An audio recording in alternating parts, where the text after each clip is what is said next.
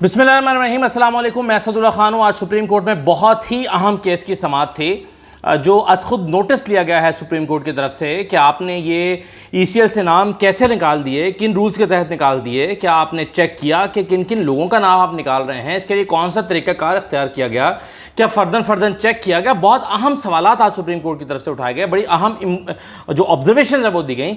और सिर्फ यही नहीं बल्कि FIA में जो तकर्रुर तबादले हैं वो भी सुप्रीम कोर्ट देख रही है, ये कैसे हो गया। DG FIA आज सुप्रीम कोर्ट में आए हुए थे।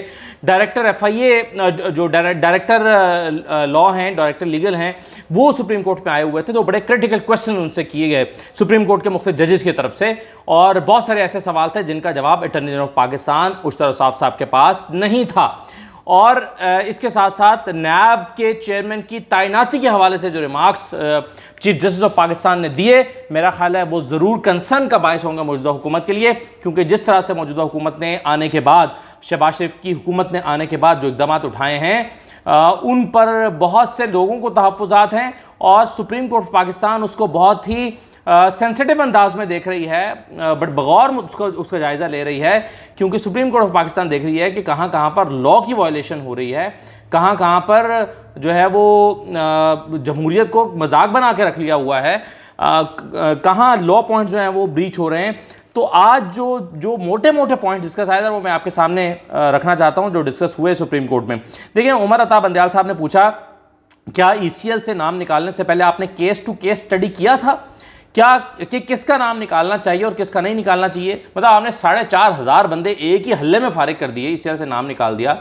तो क्या आपने देखा केस टू केस के भाई ये केस है, किसको निकालना है, किसको नहीं निकालना है, या बस आपने एक लॉ बनाया और उसके तहत सारे बंदों को ECL से निकाल दिया।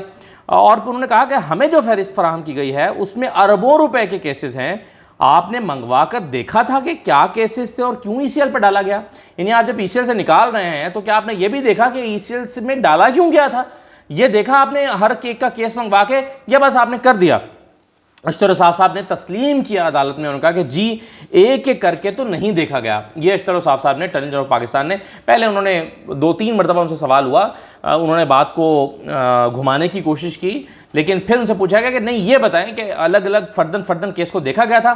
उनका जी वो तो नहीं देखा गया, उन्होंने तस्लीम कर लिया। फिर अदालत ने सवाल किया कि व्हाट वाज द अर्जेंसी, इतनी जल्दबाजी क्या थी जिसमें आपने जनाब एक कानून पास किया और आपने सबको फारिग कर दिया, ECL से निकाल दिया।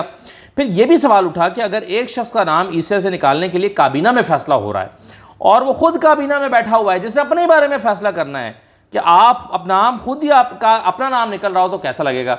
यानी आप मजाक है ना कि आप काबीना में बैठे हुए हैं, आपका नाम ECL में, आप खुद ही कानून बना रहे हैं, आप खुद ही नाम ECL से निकाल रहे हैं, तो ये कैसे हो रहा है। उमर अता बंदयाल साहब ने चीफ जस्टिस ऑफ पाकिस्तान ने पूछा कि उन्होंने कहा कि हम आपको टाइम देते हैं, ये बड़ी इंपॉर्टेंट बात है।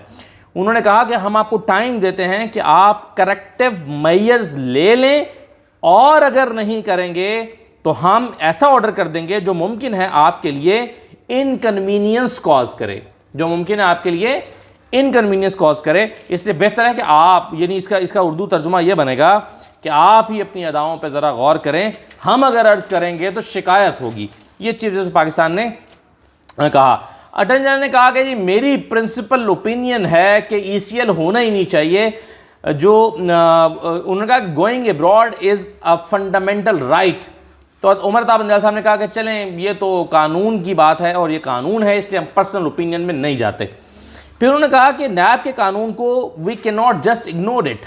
ये इसी तरह एग्जैक्टली उन्होंने कहा था उर्दू में और आधा इंग्लिश में। उन्होंने कहा नैब के कानून को we can not just ignore it. आपका काम नहीं था कि नैब से पूछ लेते कि नाम डाले हैं तो निकालने लगी, नाम नैब से पूछ के नाम निकालते हैं, जिसने डाले हैं उससे तो मशवरा करते। तो उन्होंने कहा कि ये आपका काम नहीं था, उमर अता बंदयाल साहब ने पूछा। तो फिर उन्होंने कहा कि चलें अब आ जाते हैं FIA की तरफ, और DG FIA डायरेक्टर लॉ दोनों अदालत में आज मौजूद थे। उन्होंने कहा कि अगली दफ़ा आप हमें बताएं, चीफ जस्टिस साहब ने कहा कि अगली मरतबा आप हमें बताएं कि FIA के कौन से केसेस के मुल्ज़मान को ECL से निकाला गया। अदालत ने सारे केसेस का रिकॉर्ड भी तलब किया। ये बड़ा इंपॉर्टेंट हुआ है कि जितने FIA के पास केसेस चल रहे हैं, important cases, high profile cases की डेफिनेशन पूछेगी कि कौन सा केस हाई प्रोफाइल केस होता है। कहा अगर आप सारे केस हमारे पास लेकर आ जाएं, उनका रिकॉर्ड यहाँ पर जमा करवाएं, हम अपने पास रिकॉर्ड को महफूज रखेंगे, पता चले कि आप गड़बड़ तो नहीं कर रही है। उन्होंने कहा नहीं है, लेकिन मकसद यही था कि कहीं गड़बड़ तो नहीं हो रही, आप पता लगे ये, क्योंकि ये ज़ुबान से आम है कि FIA का रिकॉर्ड तब्दील हो रहा है, बार बार तब उसमें चेंजेस की जा रही हैं, रिकॉर्ड गायब किया जा रहा है। उनका इस सारा रिकॉर्ड ला के यहाँ पर जमा कराएँ अदालत के अंदर और हम उसको देखेंगे, अपने पास महफूज रखेंगे।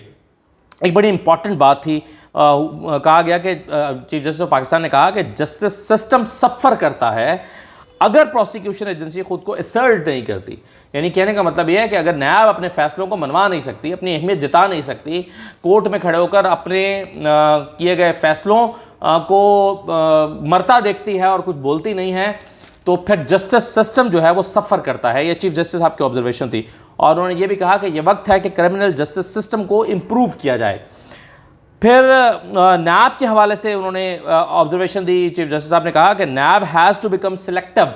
ये नहीं है कि इस पर भी हाथ डाल रहा है, उस पर भी डाल रहा है, उस पर भी केसेस पकड़े हुए हैं, अपने दायरे इख्तियार को बहुत बढ़ाया हुआ है। तो उन्होंने कहा कि नैब हैज़ टू बिकम सिलेक्टिव। आपने अपने आप को इतना स्प्रेड कर लिया है कि जितनी आपकी कैपेसिटी नहीं है। ये भी चीफ जस्टिस साहब ने नैब के हवाले से कहा।